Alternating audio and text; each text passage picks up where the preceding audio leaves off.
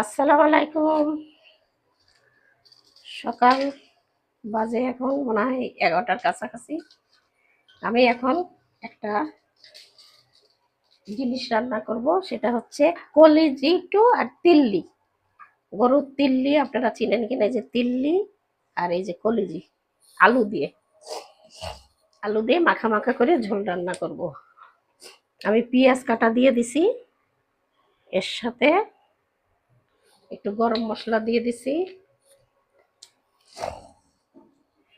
এখন আমি একটা তেজপাতা দিয়ে দেবো।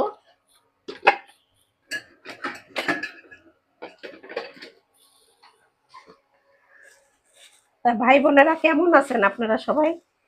নিশ্চয়ই ভালো আছেন আল্লাহর রহমতে। আমিও ভালো আছি।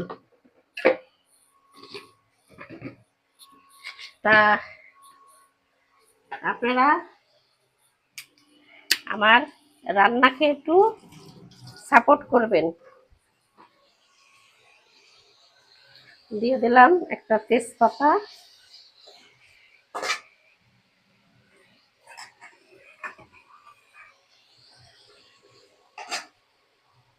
এখানে তেল ছিল, বেশি হয়ে গেছিল তরকারির তেল, সেটা আমি একটু উঠায় রাখছিলাম।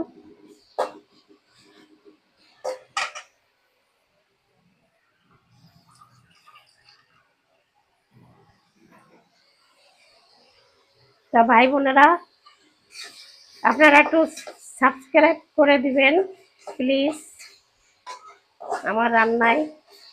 আপনাদের যদি ভালো লাগে থাকে, পেঁয়াজটা হতে থাক।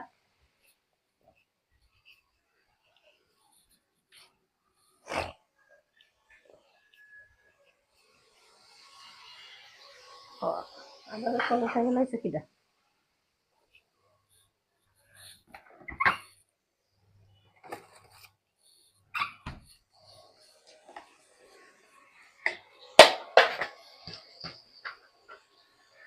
আমি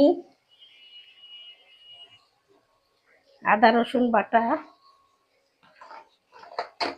মশলা সব এক বাটিতে দিচ্ছি। দিয়ে আমি ওই পেঁয়াজের মধ্যে দেব, দিয়ে দিচ্ছি স্বাদ মতন লবণ,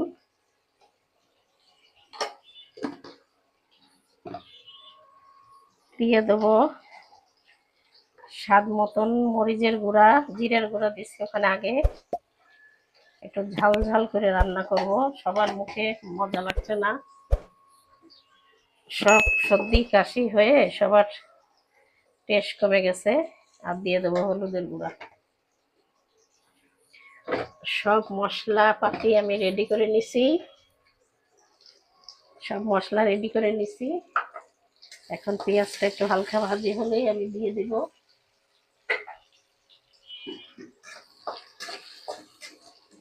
এখানে দুইটা এলাচ, দুইটা দারচিনি, একটা লং দিয়ে দিছি।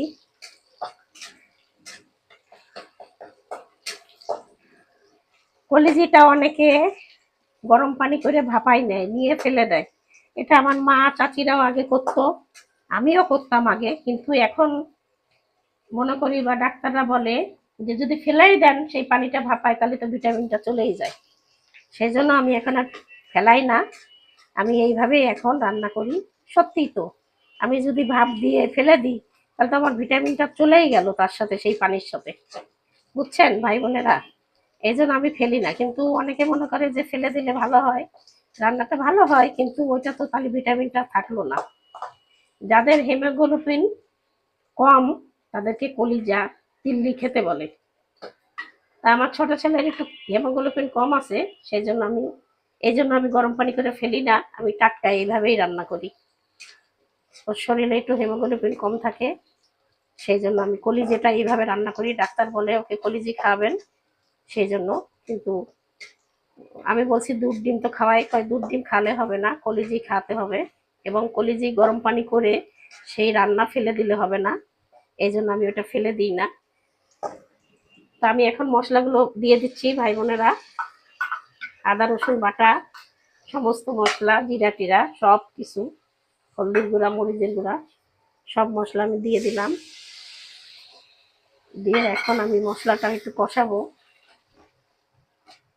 কষায় আমি কলিজিটা ওর মধ্যে দিব।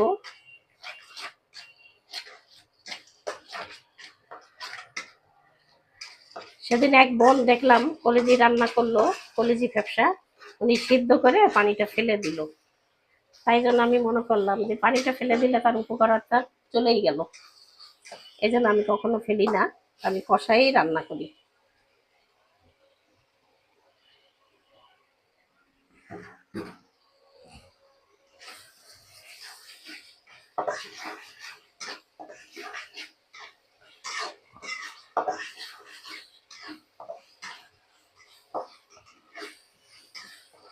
আমার মশলাটা এখন কষানো হয়ে গেছে, এই যে তেল ছেড়ে দিছে। আর এমনিও তো এখন কলিজিগুলোও কষাবো, যার জন্য আমি দিয়ে দিই। তিল্লিতে প্রচুর রক্ত হয়, এই জন্য কলিজির সাথে একটু তিল্লি কিনছি।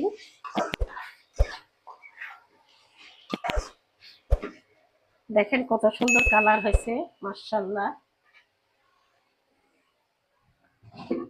আমি এখন একটু ঢাকা দিয়ে দিই, কলিজিগুলো একটু ভালো করে কষাই নিই।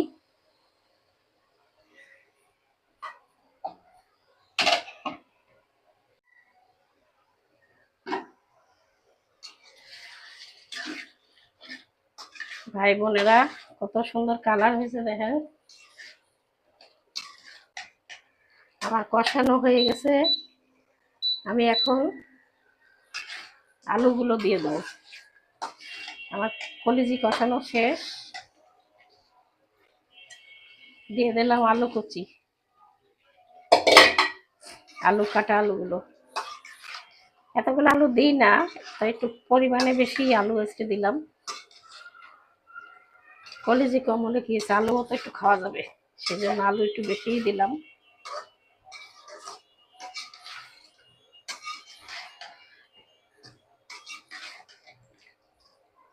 আমি এখন দাঁড়ান, ঝোল দিয়ে দেবো, ঝোলের পানি।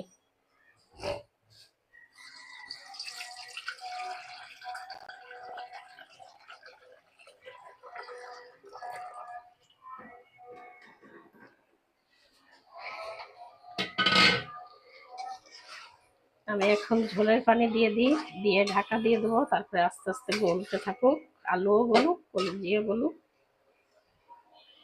দিয়ে দিচ্ছি ঝোলের পানি।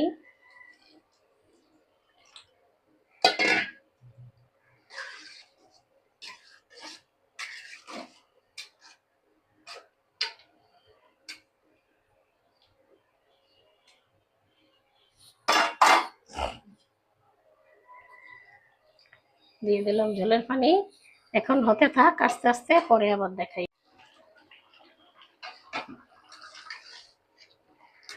ভাই বোনেরা, আমার কলিজি রান্নাটা হয়ে গেছে। আমি এখন এইভাবে একটু ঝোল ঝোল রাখবো। এই চুলার পরে রাখলে চুলা অনেক গরম থাকে, আস্তে আস্তে এই গরমে পানিটা আরো শুকাই যাবে। আর মানে পানিটা শুকায় যাবে, ঝোলের পানি। আর আলুও গলে গেছে, এই যে দেখেন, এই যে একদম গলে গেছে। আর এরপরে চুলার পরে থাকুক, সমস্যা নাই, একটু চুলার পরে থাকলে ভালো হবে, পানিটাও আরো শুকায় যাবে। তা আমি এখন বন্ধ করে দিব। তা আপনাদের কাছে যদি ভালো লেগে থাকে ভাই বোনেরা, তা লাইক কমেন্ট শেয়ার করবেন, একটু সাবস্ক্রাইব করে দিবেন। আমি এখানেই শেষ করে দিলাম। আল্লাহ হাফেজ।